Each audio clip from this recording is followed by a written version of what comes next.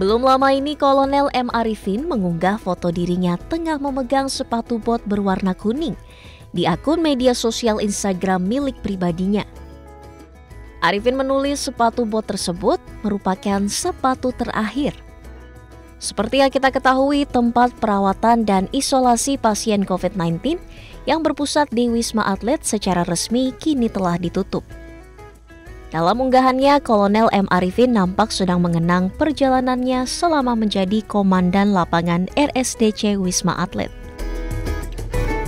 Tak lupa ia juga menegaskan dengan semangat perjuangan, akhirnya Indonesia bisa menumbangkan corona yang sempat menghancurkan sendi-sendi kehidupan. Ucapan terima kasih kepada sejumlah pihak juga diungkapkan Kolonel Arifin, salah satunya kepada para relawan serta rekan jurnalis yang dianggapnya telah membantu menyiarkan hal yang positif seputar COVID-19 kepada masyarakat. Resmi berhenti beroperasi, sebanyak 16.000 relawan Rumah Sakit Darurat COVID-19 Wisma Atlet Kemayoran dinyatakan purna tugas. Pelepasan relawan ditandai dengan pelepasan ID card serta penyerahan secara simbolis piagam penghargaan. Tercatat 3 tahun virus COVID-19 mendera tanah air, mulai dari 23 Maret 2020 hingga 31 Maret 2023. Para relawan tentu harus diberi apresiasi lantaran telah menyumbangkan pikiran, tenaga, bahkan juga jiwanya. Relawan RSDC Wisma Atlet adalah pahlawan yang sepantasnya diberikan penghormatan.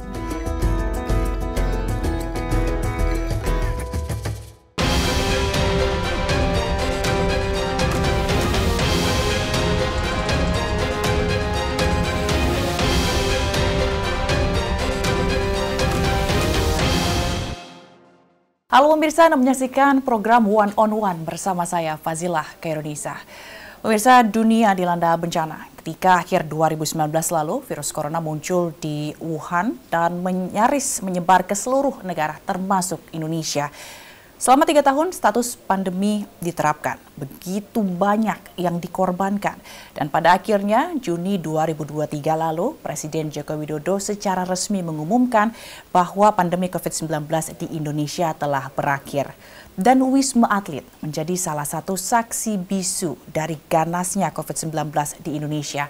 Ratusan ribu pasien dirawat di sana, bahkan ratusan lainnya juga meninggal di tempat itu. Cerita mengenai pandemi COVID-19 di Wisma Atlet ini akan menjadi sejarah yang akan selalu diingat. Serta bagaimana kerasnya perjuangan para tenaga kesehatan yang pada saat itu menjadi salah satu garda terdepan dan tentu harus mendapat apresiasi. Dan sudah bersama saya di sini, Kolonel Dr. Gigi M. Arifin, mantan Korlap RSDC Wisma Atlet. Salam sehat, dokter. Iya, salam sehat, salam endemi. Salam endemi. Ya. Lega dokter, pandemi berakhir? Ya, alhamdulillah sangat lega sekali karena memang benar-benar menguras energi seluruh dunia mungkin ya. Jadi ini benar-benar sesuatu yang harus kita syukuri bersama bahwa saat ini kita sudah bisa berbicara tanpa masker. Artinya ini sudah tanda-tanda endemi. Dan saat ini sudah kita rasakan. Karena kalau kita lihat perjuangannya ya pada saat pandemi itu ya. Tapi mungkin bisa diceritain gitu dokter bagaimana awal pandemi masuk ke Indonesia. Jadi mungkin sebagai awal yang pertama kali mungkin satuan tugas ya dulu saya waktu itu masih menjabat Komandan Batalion Kesehatan 1 Marinir TNI Angkatan Laut ya. Itu saya ingat sekali. Februari itu ya, yang Wuhan sedang rame-ramenya orang meninggal itu kan di pinggir jalan jatuh itu. Indonesia, khususnya WNI yang berada di Wuhan, dievakuasi lah untuk ke Indonesia. Ya singkatnya memang kami waktu itu mendapat telepon dari SOPS Mabes TNI untuk menyiapkan pasukan lah, menyiapkan anggota untuk berangkat Satgas karantina di Natuna yang pertama kali. Atas dasar karena batalion kami, Batalion Kesehatan 1 Marinir ini kita punya APD lengkap waktu itu. Alat pelindung diri yang memang ternyata itu yang dipakai untuk senjata utama untuk karantina lah, atau untuk melawan virus ini ya. Jadi APD itu yang kita punya hanya waktu itu 36 set. Hanya 36 set. Tapi itu lengkap ya, dari kaki, sepatu itu, boot, sampai Google, masker, kemudian head cap itu. Ya, itu pokoknya itu lengkap lah, itu udah siap. Itu karena kita pernah latihan juga dengan Nubika ya, latihan itu sehingga punya APD itu. Ya pas ada virus ini ya alat itu sangat berguna sekali, dan itu yang membawa pertama kali Batalion Kesehatan 1 Marinir untuk dipercaya Satgas karantina di Natuna, yang pertama kali WNI dari Wuhan dievakuasi ke Indonesia. Ya, itu. Tapi bagaimana TNI AL ini khususnya terlibat dalam penanganan awal pandemi di Indonesia? Ceritanya gimana tuh, Dok? Ya mungkin kalau satuan tugas kan memang gabungan ya. Ya, dalam hal ini pemerintah, BNPB, Kemenkes, PMK, kementerian terkait, PUPR termasuk kan, TNI, Polri. Ya. Tapi khusus untuk TNI Angkatan Laut kan memang waktu itu kebetulan Pak Yudo Margono yang sekarang Panglima TNI, beliau kan menjabat Panglima Kogab Wilhan I ya. Waktu itu wilayah Natuna termasuk Kepulauan Sebaru, nanti yang tempat karantina itu masuk wilayah Kogab Wilhan I, di mana Panglima Kogab Wilhan adalah Pak Laksamana Madya Yudo Margono waktu itu. Itu keterlibatannya tentunya Batalion Kesehatan 1 Marinir ya, dari Angkatan Laut yang ditunjuk pertama kali. Itulah awal titik internal dari Angkatan Laut ikut berperan dalam penanganan pandemi dari awal.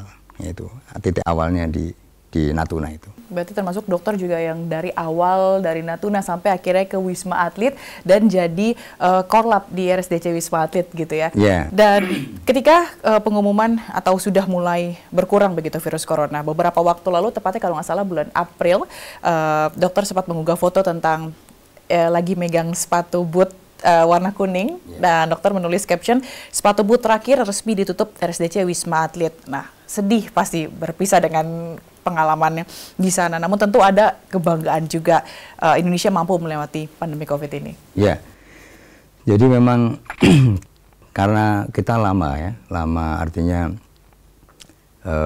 mengikuti di lapangan ya. Saya mulai Natuna, kemudian geser ke Pulau Sebaru bersama memang Pak Yudo waktu itu Pangko Kabilannya, dan saya komandan Satgas di lapangannya lah, yang tentunya di Pulau Sebaru juga kita sebelum Wisma Atlet ya, saya cerita sebelum masuk ke Wisma Atlet, jadi ada rangkaiannya, jadi nggak tahu-tahu langsung di Wisma Atlet, karena dari Natuna itu batalion kami ya di garda terdepan ya, ring 1 lah, berhadapan langsung dengan WNI dari Wuhan yang dikarantina selama 14 hari dan alhamdulillah berjalan lancar, kemudian dinyatakan sehat, yang dikarantina pulang ya, kemudian gelombang kedua baru anak buah kapal pesiar yang dari Hong Kong juga, itu yang dikarantina di Pulau Sebaru.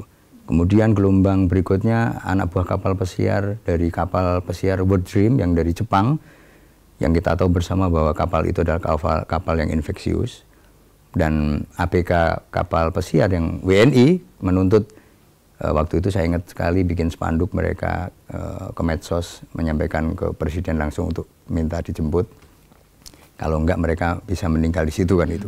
Jadi desakan itu sehingga pemerintah mengambil keputusan untuk mengevakuasi mereka, dan perjalanannya pun rumit itu kalau kita ikuti ya, karena saya mengikuti juga di lapangan, jadi nungguin yang dari Jepang itu mau dibawa ke Natuna nggak jadi, tapi ternyata pemerintah mengambil keputusan yang dari Jepang itu dilandingkan di Kertajati ya, kemudian diangkut oleh KRI Dr. Suharso Angkatan Laut, kemudian digeser menuju ke Pulau Sebaru. Jadi riwayatnya itu, dan yang dari Jepang ini memang ada yang di swab itu ada yang positif.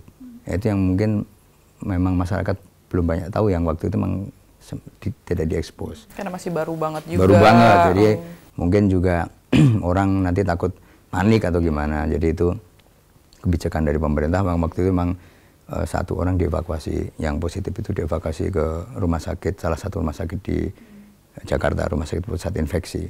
Kemudian sisanya kan kita nggak tahu nih, 68 orang ini kan kita nggak tahu. Dari 69 satu orang yang positif. Kan mereka kan bergabung ya, kumpul di kapal. Kita nggak tahu. Itulah yang membuat sebenarnya saya sendiri selaku di lapangan ya, di Pulau Sebaru itu menerima mereka pertama kali digeladak itu sebenarnya juga kalau jujur takut. Saya maaf dok, saya nggak kebayang gitu ya, karena dokter benar-benar mengalami pasien atau orang ABK yang datang dari sumber virusnya langsung begitu. Betul. Tuh seperti apa kecemasan, rasa takutnya ya, gitu. Sebenarnya itu kalau yang paling karena memang ada yang positif itu. Ada yang positif sudah dievakuasi, namun kita kan tahu, kita orang kesehatan. Jadi tahu penularannya seperti apa, dan orang-orang terdekatnya pasti tertular kan gitu. Nah, itu yang di Pulau Sebaru itu kita karantina itu. Jadi kita jarang kontak dengan mereka. Kita bikin wireless command center karena memang terbatas ya, APD ya. APD waktu itu terbatas sekali. Itu gimana mau menyiasatinya dok? Nah ini makanya menyiasatinya ya seperti itu. Jadi di Natuna pun 36 set waktu itu. Sekali pakai disposal kan, sekali pakai APD itu. Hanya ada 36. Nah waktu itu yang dari Batalion Kesehatan kita bawa itu, dan dari Kemenkes, dari pemerintah juga waktu itu kan terbatas. Masih langka lah awal-awal pandemi itu. Jadi dan anak-anak itu pakai APD cuma sehari itu, APD lengkap itu yang di Natuna ya, karantina pertama kali. Jadi satu hari satu APD itu? Ya itu, satu hari itu aja. Hari berikutnya cuman pakai masker sama sarung tangan. Itulah mungkin sudah orang Surabaya mungkin bilang bonek ya. Ya tapi dengan ya keyakinan bahwa ya kita tahu memang kita prajurit TNI itu kan sudah kontraknya sudah nyawa kan. Ya ini berjuang ya ini untuk negara dan bangsa kan gitu. Jadi udah siap seumpama waktu itu anggota-anggota tertular kemudian dari Wuhan itu ya terus meninggal ya kita ya sudah lillahi ta'ala. Tapi ada nggak yang sempat drop gitu mental? Karena kan kita selain ngomong soal fisik, kesiapan mental untuk menghadapi kondisi itu ya dok ya.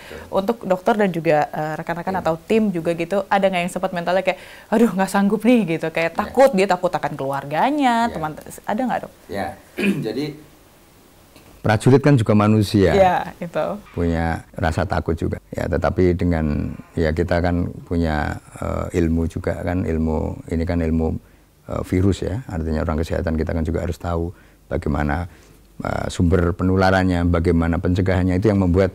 Dan saya meyakinkan anggota saya bilang kita itu orang kesehatan, saya bilang tentara, tapi ya ini memang waktunya kita perang itu ya ini, saya bilang perang tetapi kalau GAM kan terlihat, OPM terlihat, saya bilang. Ini perang melawan virus ini gitu ya. Perang terhadap musuh yang tidak terlihat, saya bilang itu. Ya udah ini sudah lillahi ta'ala, bismillah, saya bilang. Kalau memang mati itu sudah ada diukur, saya bilang. Kita sudah ditentukan kapan meninggal, kapan ini, saya bilang. Udah pokoknya ini perjuangan kita, karena ini memang faktanya memang ini menyerang dunia, saya bilang. Ini masuk ke Indonesia dan sebisa mungkin kita harus bisa mencegahnya dan bisa apa istilahnya melawan virus itu gitu loh. Selama di mana Pulau Sebaru itu juga kita juga ya mensiasatinya tadi, APD itu biar nggak sering ganti, biar nggak dipakai, maksudnya itu yang bisa dipakai paling sepatu ya. Sepatu itu bisa dikontaminasi, bisa dipakai lagi sepatu boot, tapi yang lain kan nggak bisa. Ya, jadi mensiasatinya karena ini penyakit virus, tentunya kan pencegahannya ya minimal kontak dengan pasien itu. Ya minimal kontak gimana? Ya saya bikin wireless command center namanya. Jadi CCTV 2 arah lah. Di ruangan mereka kita ada CCTV memantau. Di tenda kita tenda komando lah itu. Ya, kita ada CCTV, kita ada layarnya juga. Ada HT 2 arah. Kemudian ada mic, kita bisa komunikasi dengan mereka.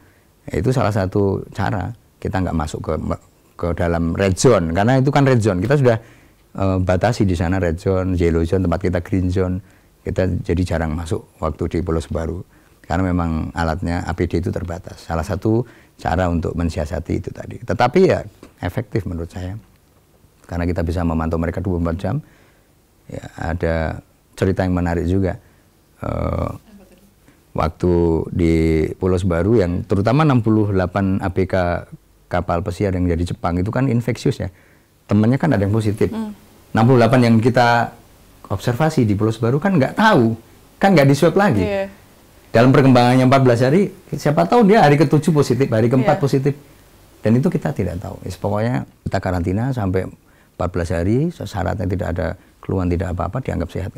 Ada yang menarikin, jadi ada itu salah satu ABK rumahnya Cilandak juga. Nanti kita reuni, kita sering ketemu, cerita-cerita ketawa. Jadi dia itu diare nih. Salah satu tanda orang positif COVID waktu itu kan salah satunya diare, kemudian demam, ya kan? Demam nggak panas badannya. Gejala umum sebenarnya bisa dirasakan sama semuanya gitu ya? Ya, ini ada. Jadi kita pantau malam itu malam keberapa ya? Malam ketiga atau keempat. Itu dia diare terus sampai 10 kali semalam itu keluar masuk kamar mandi. Nah, itu kita benar-benar khawatir. Takutnya dia positif, kemudian gejalanya seperti itu kan tahu sendiri dulu kan meninggal cepat. Di situ kita sudah siapkan mini ICU ya, mini ICU yang gabungan ada orang Kemenkes juga kan. Kemudian dokternya kan gabungan di situ. Jadi kita siapkan mini ICU juga. Kemudian evakuasi juga kita ada disiapkan dari Satgas untuk landing helikopter ada juga. Jadi kita sebenarnya sudah siap di situ. Ya, yang cerita yang diare itu ternyata saya suruh jujur, kamu jujur saja itu diare karena apa ini kira-kira, makanan atau apa? Kalau masalahnya menyangkut orang yang positif salah satunya diare tandanya dan bisa dievakuasi ke Jakarta nantinya, saya bilang. Ya mungkin terus dia takut atau gimana, terus ngaku. Ya, komandan sebenarnya saya makan sambal terlalu banyak ngomong gitu. Nah itu udah penyebabnya berarti sambal kamu. Mungkin udah lama nggak makan sambal kan dari kaget Jepang, ya menurutnya. Ya mungkin kaget terus diare itu. Ya udah akhirnya kita ambil kesimpulan tim medis udah itu bukan positif COVID. Anggap aja memang diare, kasih anti diare sembuh dan buktinya sembuh selesai.